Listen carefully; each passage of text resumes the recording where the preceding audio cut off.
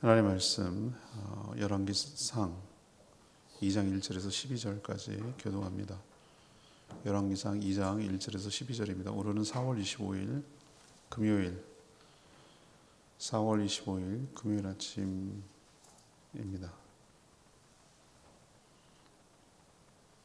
(4월 25일자) 본문 열왕기상 2장 1절에서 12절 교독하겠습니다. 다윗이 죽을 날이 임박하매 그의 아들 솔로몬에게 명령하여 이르되 내가 이제 세상 모든 사람이 가는 길로 가게 되었노니 너는 힘써 대장부가 되고 내 하나님 여호와의 명령을 지켜 그 길로 행하여 그 법률과 계명과 율례와 증거를 모세 율법에 기록된 대로 지키라. 그리하면 네가 무엇을 하든지 어디로 가든지 형통할지라. 여호와께서 내 일에 대하여 말씀하시기를 만일 내 자손들이 그들의 길을 삼가 마음을 다하고 성품을 다하여 진실이 내 앞에서 행하며 이스라엘 왕 위에 오를 사람이 내게서 끊어지지 아니하리라 하신 말씀을 확실히 이루게 하시리라.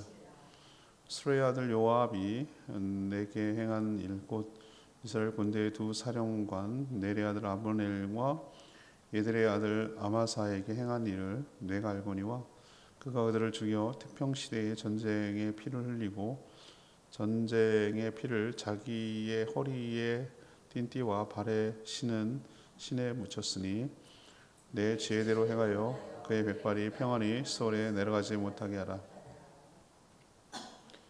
마땅히 길랏 바르실레의 아들들에게 은총을 베풀어 그들이 내 상에서 먹는 자 중에 참여하게 하라. 내가 내 형 압살롬의 낯을 피하여 도망할 때에 그들이 내게 나왔느니라. 바울인 베냐민 사람 게라의 아들 시므이가 너와 함께 있나니 그는 내가 마하나임으로 갈 때에 악독한 말로 나를 저주하였느니라. 그러나 그가 요단에 내려와서 나를 영접함으로 내가 여호와를 두고 맹세하여 이르기를 내가 칼로 너를 죽이지 아니하리라 하였노라. 그러나 그를 무죄한 자로 여기지 말지어다. 너는 지혜 있는 사람이므로 그의 행할 일을 알지니 그의 백발이 피 가운데 소울에 내려가게 하라. 다윗이 그의 조상들과 함께 누워 다윗성에 장사되니 다윗이 이스라엘 왕이 된 지 40년이라. 헤브론에서 7년 동안 다스렸고 예루살렘에서 33년 동안 다스렸더라. 솔로몬이 그의 아버지 다윗의 왕이 앉으니 그의 나라가 심히 견고하니라.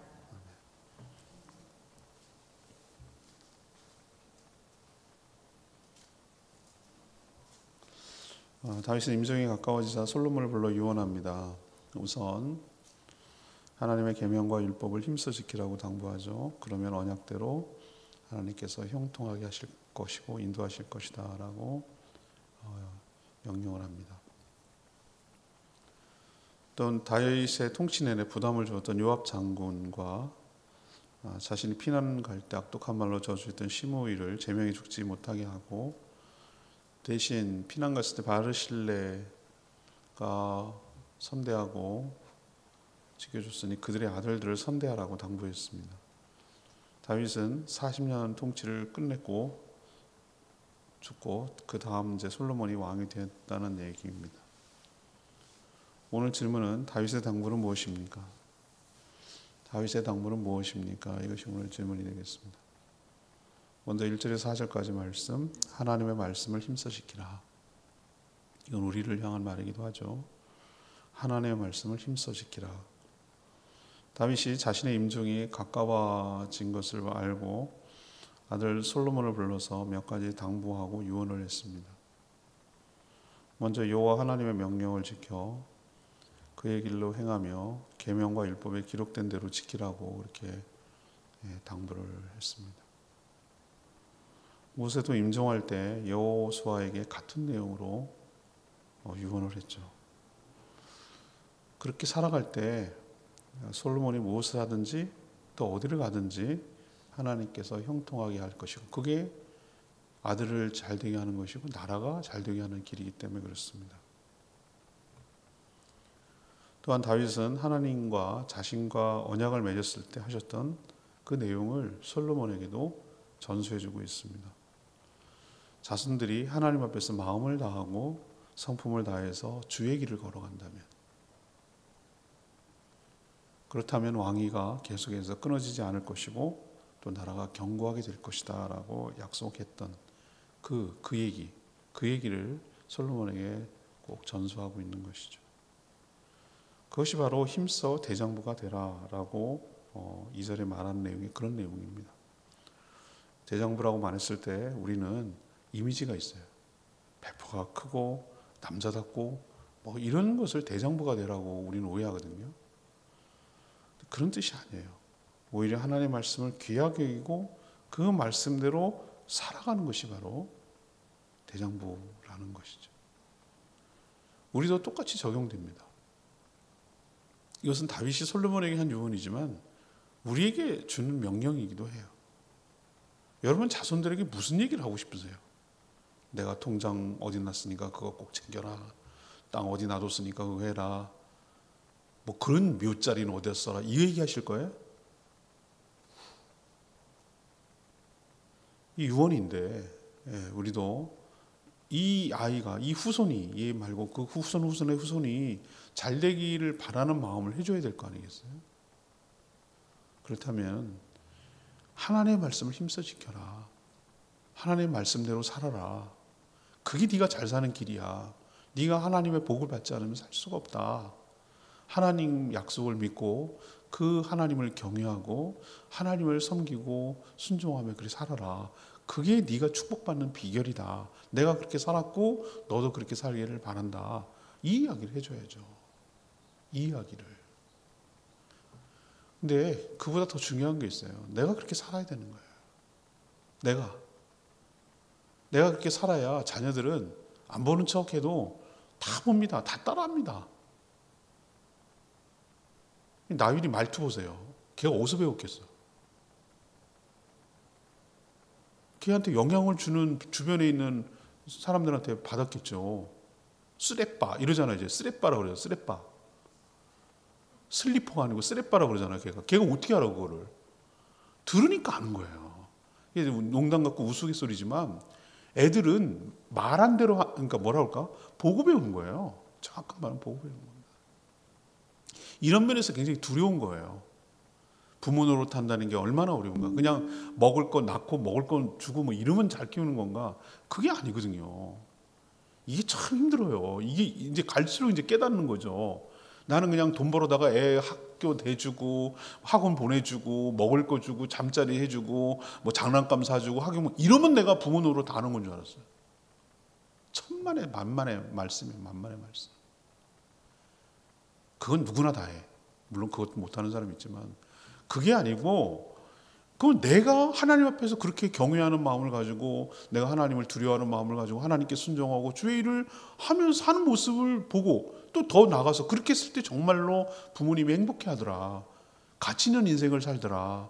기뻐하고 감사하며 살더라. 이게 보여줘야죠.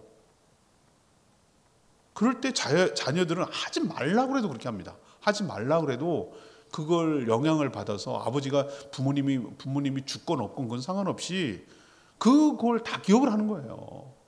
그래서 그 영향을 받는 거예요. 그래서 그 삶을 살아가게 돼 있어요. 저 그렇게 믿어요. 그래서 애들한테 지금은 다 컸지만 성인이 됐지만 전 잔소리 안 합니다. 속이 뒤집어질 때도 있죠. 왜 없겠어요, 여러분.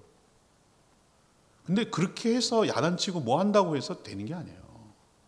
그건 이미 지났어요. 끝났어요. 그거는 뭐 한 자리 숫자 9살 미만일 때는 그게 가능해. 10살부터는 안 돼요. 그럼 어떻게 할 거냔 말이야. 그러면은 뭘 어떻게 해. 네가 똑바로 살면 되지. 네가 바르게 사는 모습을 보여주는 거예요. 삶을. 아니 보여주려고 하지 마. 그냥 네가 그렇게 살아. 살면 걔는 안 보는 척하면서 다 본다. 그렇게 생각을 하는 거죠. 그래서 말을 안 해요. 말하면 관계만 나빠지니까. 이게 안 볼 사이가 아니기 때문에 혈연 관계라도 이게 틀어지면은 아우 이거 진짜 피곤합니다. 그래서 그냥 놔둬요. 놔두고 그냥 나의 삶에 충실한 거예요. 하면 자연스럽게 보고 따라하고 그 복을 누리는 걸 자기들도 보면 그렇게 자연스럽게 할 것이다. 이렇게 믿는 거거든요. 여러분도 삶으로 유언하셨으면 좋겠고 이 다윗의 말처럼 정말 하나님을 경외하는 마음으로 하나님 말씀을 잘 지키고 살아라, 이렇게 자신 있게 자손들에게 유언으로 남길 수 있는 그런 복된 인생 살아가게 되기를 축복합니다. 두 번째 얘기는 5절에서 9절까지 말씀. 지혜롭게 행해서 공의를 세워라. 지혜롭게 행해서 공의를 세워라. 그 얘기를 지금 다윗이 솔로몬에게 하고 있어요. 다윗은 개인적인 감정을 넘어 왕이 후계자 왕에게 주는 통치 방법, 이거는 그냥 한 사람의 개인이 아니에요. 지금 왕이 왕에게 해주는 거잖아요. 그렇지 않아요? 한 나라를 이끌어야 되는데, 그래서 그 통치 방법을 지금 가르쳐주고 있어요. 다윗도 파란만장한 삶을 살았죠. 다윗처럼 정말 파란만장한 삶을 산 사람이 어디 있을까요? 자기가 왕이 되고 싶어서 그랬나? 참 목동으로 살았지. 갑자기 왕으로, 그 왕이 되면 바로 돼야 되잖아. 그때부터 고난이 시작된 거예요.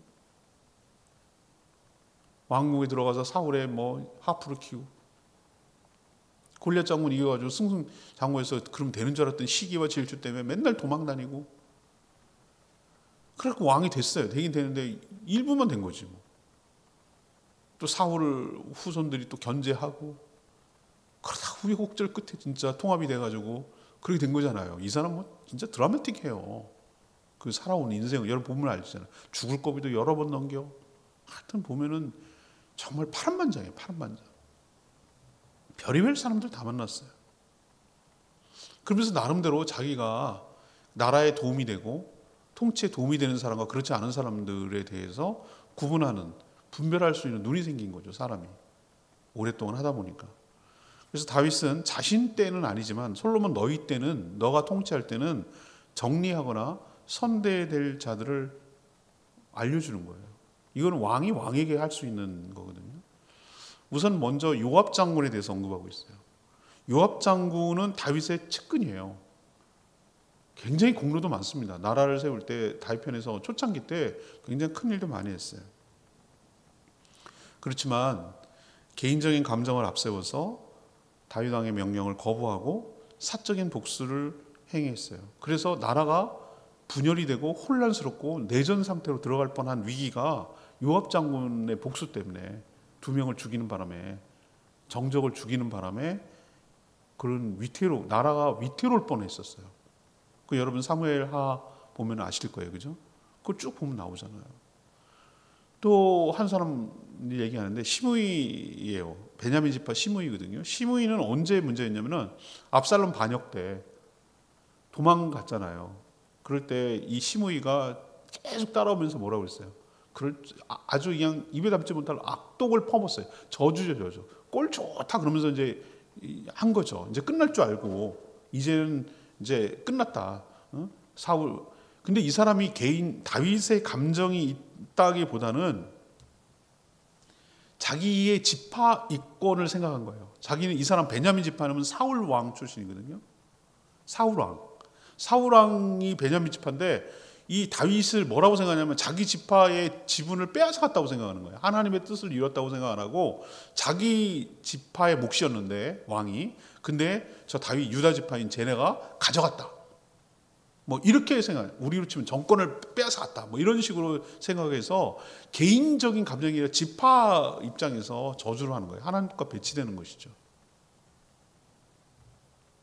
손보라는 거예요.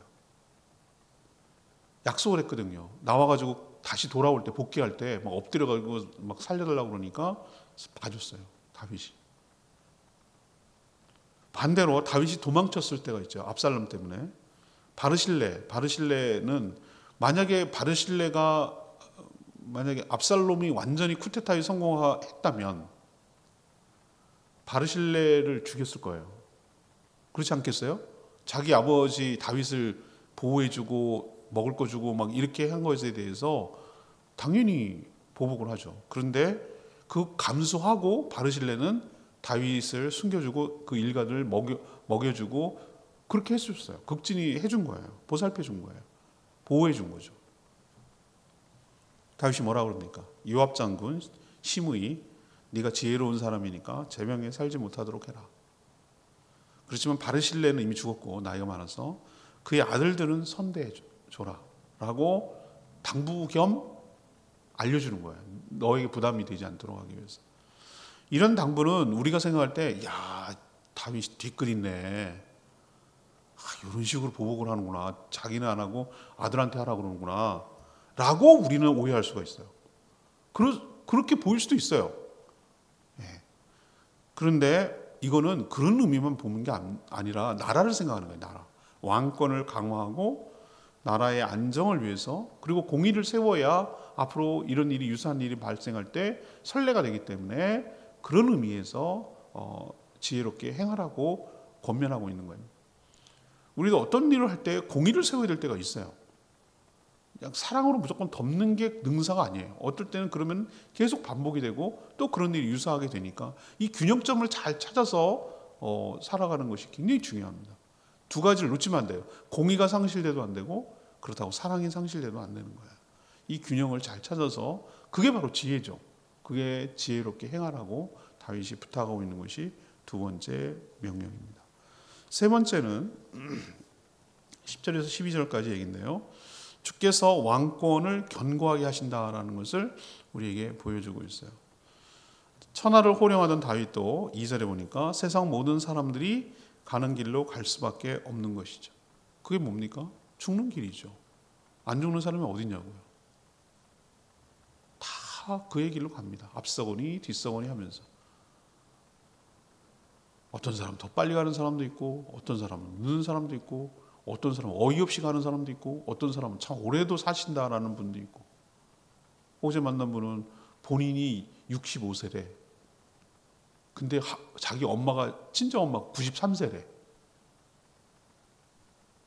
그러면 얼마나 보살피기 힘드세요? 아니래. 아주 정정화된, 보살핀다기보다는 그냥 옆에서 적적하지 않도록 뭐 필요한 거 채워드리고 뭐 그러는 거지, 뭐 대소변하라 그런 개념이 아니라는 거예요. 근데 뭐라고 그러는지 아세요? 내가 죽겠대. 나도 노인이래. 이게 바로 노노 케어죠. 야, 이런 케이스도 있구나 라는 생각도 들고, 또 뭐 며칠 전에 부구장 받으면은 뭐 요즘 왜 이렇게 잘 죽는지 모르겠어. 나 요즘 그냥 조의금 내느라고 정신이 없어요. 근데 아니 왜 그분이 뭐 그런 갑자기 그렇게 됐어, 뭐 이렇게 얘기를 하면 황당하더라고요. 그런 건. 참 그렇지만 앞서거니 뒤서거니 하도 다 사람은 한 번 사람이 정한 곳을 정한 이치라고 그랬어요. 다윗은 안 죽나? 다윗도 죽어요. 그래서 오늘 간단하게 요약하잖아요. 10절, 11절, 12절. 사울에 이어 왕위에 오른 후 헤브론에서 7년. 이때는 통합이 되지 않았을 때, 유다의 왕이 됐을 때를 말하는 거고요. 다시 이제 합쳐져 가지고 전국적인 이스라엘 왕이 돼서 예루살렘으로 옮긴 다음에 33년. 그래서 몇 년?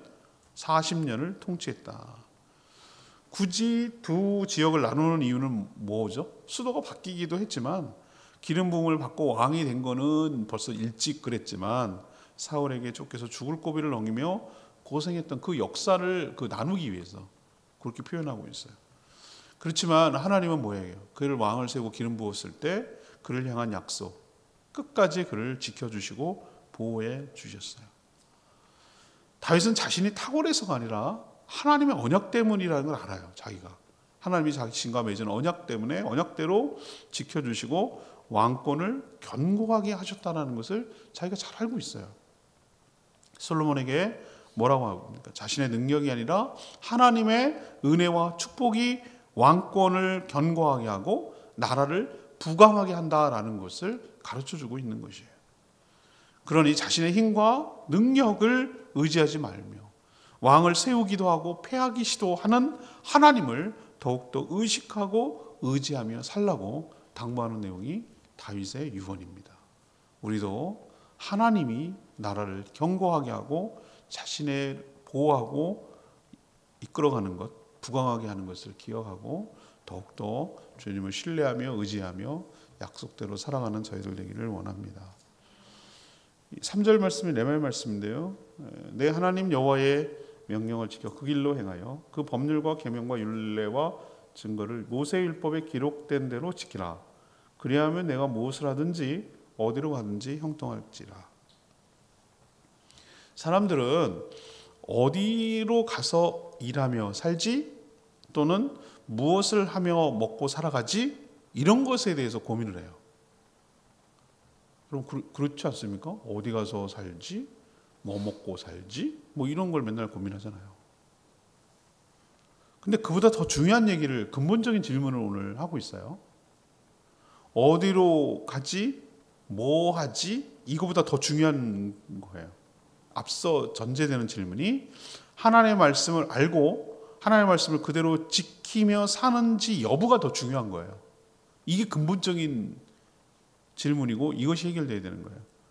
그러니까 하나님 말씀대로, 기록된 대로 하나님 말씀대로 산다면 어디로 가지? 무엇을 하지? 이거는 문제가 되지 않는다는 거잖아요. 뭘 해도 어디로 가도 뭐 하는 거예요? 형통하게 할지니라.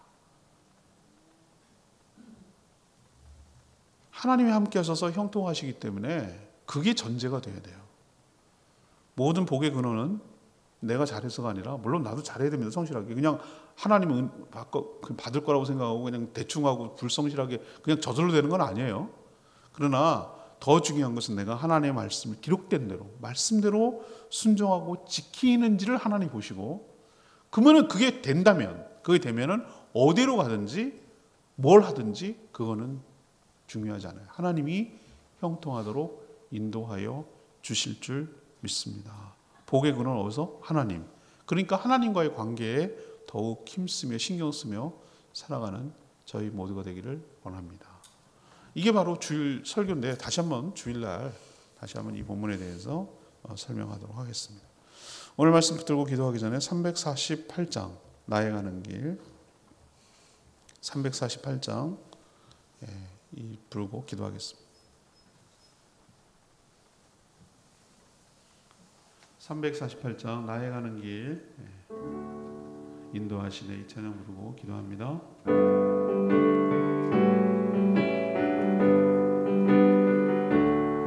나의 가는 길 나의 가는 길 주님 인도하시네.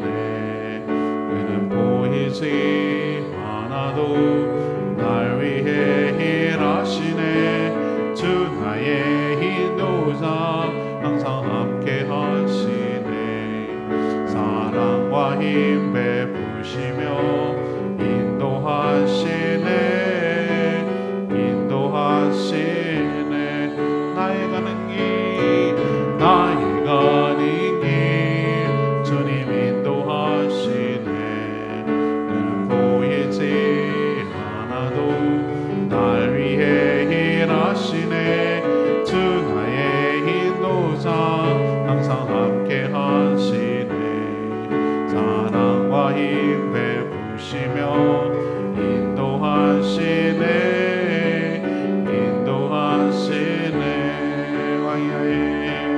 광야에 길을 만드시고 날 인도해. 사막에 강 만드신 것보다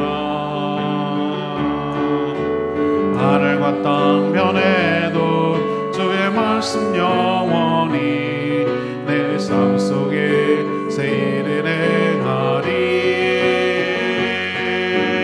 나의 가는 길 주님 인도하시네. 그는 보이지 않아도 날 위해 일하시네. 주 나의 인도자 항상 함께 하시네. 사랑과 힘 베푸시며 인도하시네.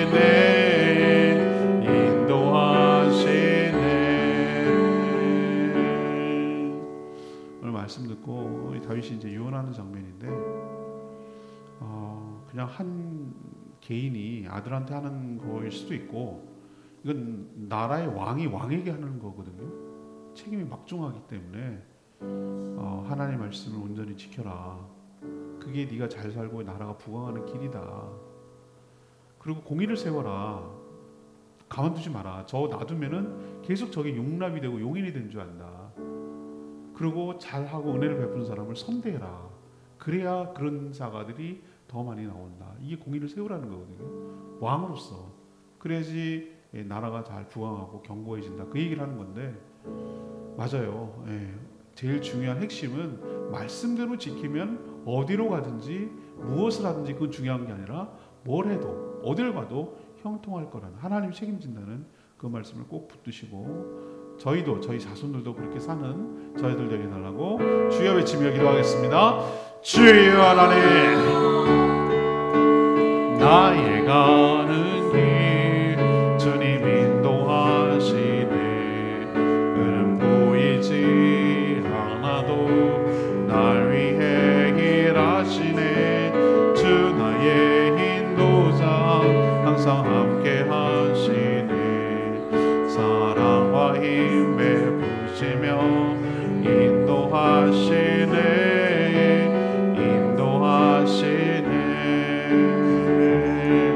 광야에 길을 만드시고 날 인도해. 사막의 강 만드신 것보다 하늘과 땅 면에도 주의 말씀 영원히 내 삶 속에 새 일을 행하리. 나의 가는 길 주님 인도하시네. 그는 보이지 않아도 날 위해 일하시네. 주 나의 인도자 항상 함께 하시네. 사랑과 힘 베푸시며 인도하시네.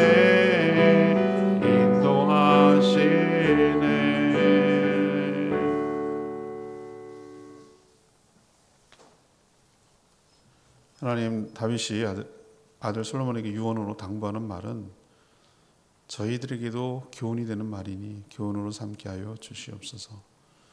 우리는 어디로 가서 무엇을 해서 먹고 살 것인지 고민하지만 그보다 더 중요한 문제가 하나님의 말씀을 듣고 그 말씀대로 살 때 뭘 하든 어디 가든 형통하게 될 줄 믿습니다.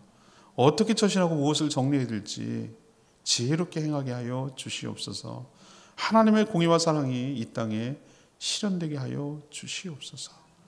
다윗처럼 영웅적인 삶을 살든 평범하게 살든 사람은 영원히 이 땅에 살 수 없고 모든 사람들이 다 가는 길로 다 가게 될 줄로 믿습니다.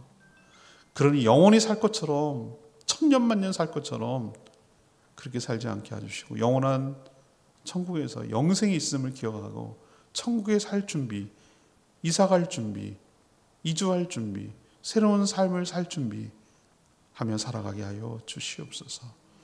내 인생의 끝이 있음을 명심하고 하나님과의 관계가 더 좋도록 힘쓰며 살아가게 하여 주시옵소서. 오늘도 간구하는 기도 주님 들어주시고 주님과 동행하는 복된 하루 살게 하시며 모든 모이는 목장론도 하늘의 복으로 채워주시고 어린이들 전도할 때 은혜 가운데 잘 감당하도록 축복하여 주시옵소서. 아픈 분들, 힘든 분들 주님께서 회복시켜 주시고 강건케 하여 주시고 성도들 모든 사업과 직장과 일터를 축복하사 형통케 하여 주시옵소서. 주님 손에 모든 것 맡기옵고 예수 그리스도의 이름으로 축복하며 기도합니다. 아멘. 오늘 하루도 주의 은총 가운데 살아가는 복된 하루 되기를 축복합니다. 충분히 기도하고 하루 시작하겠습니다.